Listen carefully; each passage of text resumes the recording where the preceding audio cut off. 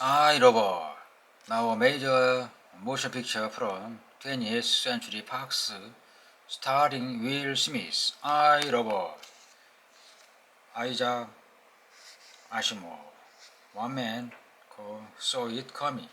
One man saw it coming.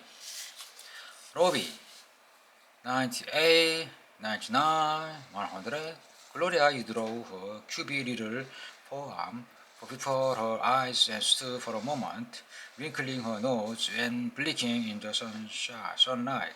Then trying to watch in all directions at once, she drew a few caution steps from the tree against which she had been leaning. She craned her neck to investigate the possibility of a clump of bushes to the right and then withdraw farther to obtain a better angle for viewing its dark recesses. The quiet was profound except for the incessant buzzing of insects, of occasional chirrup of some hardy bird braving the midday sun. Gloria pouted.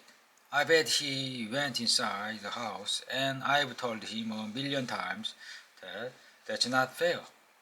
With tiny lips pressed together tightly and a severe frown crinkling her forehead, she moved determinedly toward the 22-story building up past the driveway. Too late, she heard a rustling sound behind her, followed by the distinctive and rhythmic clump of Robbie's metal feet. She whirled about to see her triumphing companion emerge from hiding and making for the home tree at full speed. Gloria shrieked in dismay. Wait, Robbie, that wasn't fair. Robbie, you promised you wouldn't run until I found you. Her little feet could make no headway at all against Robbie's giant stride. Then, within 10 feet of the goal, Robbie's pace slowed suddenly to the merest crawl, and Gloria, with one final burst of wild speed, dashed painting past him to touch the welcome bark of home tree first. Gleefully she turned on the festival lobby and with bassist in ingratitude, rewarded him for his sacrifice by touting him cruelly for a lack of running ability. Robbie can't run, she shouted at the top of her 8-year-old voice. I can beat him one any day. I can beat him any day. She chanted the word in a shrill rhythm. Robbie didn't answer, of course, not in word. He pantomimed running instead, inching away until Gloria found herself running after him as he dodged her narrowly, forcing her to veer in helpless circle, little arms outstretched and fanning at the air. Robbie, she squealed, stand still, and the laughter was forced out of her in breathless shock, until he turned suddenly and caught her up, whirling her round, so that for the world fell away for a moment with the blue emptiness beneath and green trees stretching hungrily downward toward the void. Then she was down in the grass again, leaning against Robert's leg and holding a hard metal finger. After a while, her breath returned. She pushed uselessly at her dissolved hair in a vague imitation of one of her mother's gestures and wished to see if her dress were torn. She slapped her hand against Robbie's torso. Bad boy, I spank you. The Robbie cowered, holding his hand over his face so that she said to Ed, No, I won't, Robbie. I won't spank you. But anyway, it's my turn to hide now because you've got longer legs and you promised not to run until I found you. Robbie nodded his head, a small parallelepiped with rounded edges and corners attached to a similar but much larger parallelepiped and served at torso by means of a sharp, flexible stalk and obediently faced the tree. A thin metal film distended over his glowing eyes, and from within his body came a steady, resonant ticking.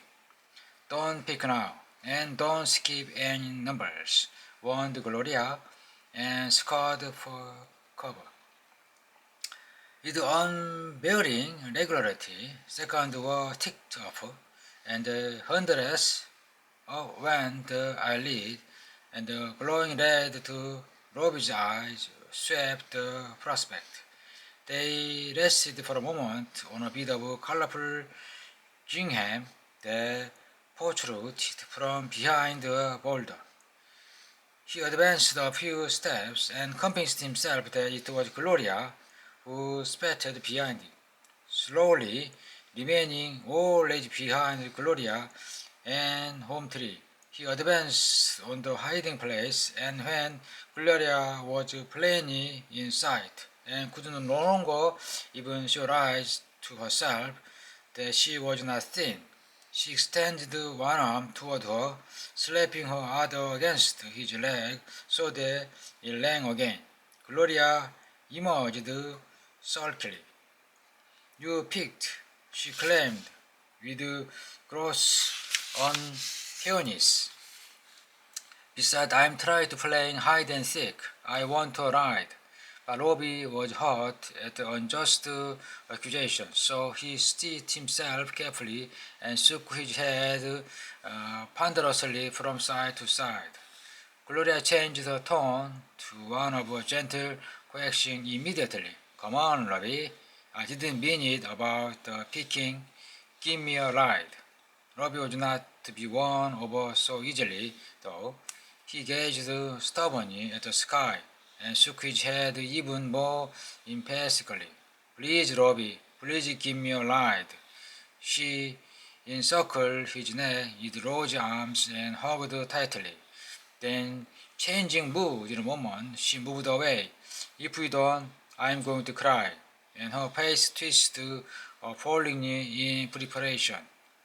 Hard-hearted Robbie paid scant attention to this dreadful possibility, so shook his head a third time. Gloria found it necessary to play her trump card. If you don't, she exclaimed warmly, I won't tell you any more stories. That's all. No one. Robbie gave in immediately and unconditionally before this ultimatum, nodding his head vigorously until the middle of the neck hummed. Carefully, he raised the little girl and placed her on his broad flat shoulders. Gloria's threatened tears vanished immediately and crowded with delight. Robbie's metal skin kept a constant temperature of 70. By the high resistance coils within felt nice and comfortable, while the beautifully loud sound her heel made as they bumped rhythmically against his chest was enchanting. You are an air coaster, Robbie. You are a big silver air coaster. Hold out your arms straight. You got to, Robbie, if you are going to be on an air coaster. The logic was irrefutable. Robin's arms were wings catching the air current, and he was a silver coaster. Gloria twisted Robin's head and leaned to the right. He banked sharply. Gloria equipped the coaster with a motor that went brrr, and then with weapons that went poi and shh. Pirates were giving chase, and the ship's blasters were coming into play. The pirates dropped in a steady rain. Got another one. Two more, she cried. Then past man, Gloria said pompously, "You are running out of ammunition."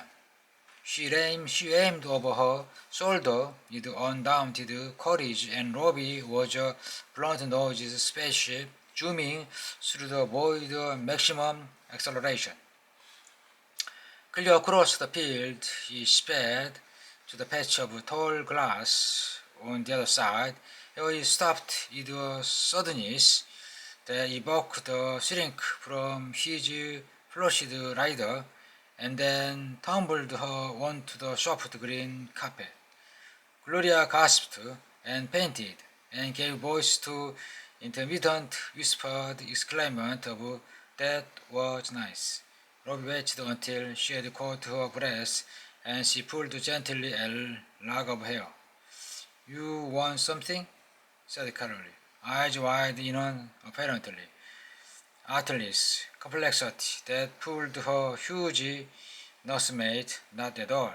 He pulled the call harder. "Oh, I know you want a story."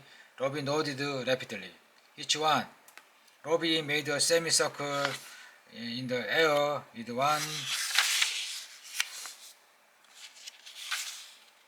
one finger. The little girl protested. "Again? I've told you, Cinderella, a million times. Aren't you tired of it? Aren't you tired of it? It's for baby." Another semicircle. "Oh, well." Gloria composed herself, ran over the detail of the tale in her mind, together with her own elaboration, of which she had several, and began. "Are you ready? Well, once upon a time, there was a beautiful little girl whose name was Ella, and she had a terrible, cruel stepmother and two very ugly and very cruel stepsisters, and..." Gloria was reaching the very climax of the tale. Midnight was striking, and everything was changing back to the shabby original's lucky tea spirit, while Robbie listened tensely with burning eyes when the interruption came. "Gloria!" It was the high-pitched round woman who had been calling not once, but several times, and had a nervous tone of one in whom anxiety was beginning to overcome impatience. "Mama's calling me," said Gloria, not quite happily. "You'd better carry me back to the house, Robbie." Robbie obeyed with alacrity, for somehow there was that in him which judged it best to obey Mrs. Elton, without as much as a scrap of hesitation. Gloria's father was rarely home in the daytime except on Sunday, today for instance, and when he was, he proved a genial and understanding person. Gloria's mother, however, was a source of uneasiness to Robbie, and there was always an impulse to sneak away from her sight.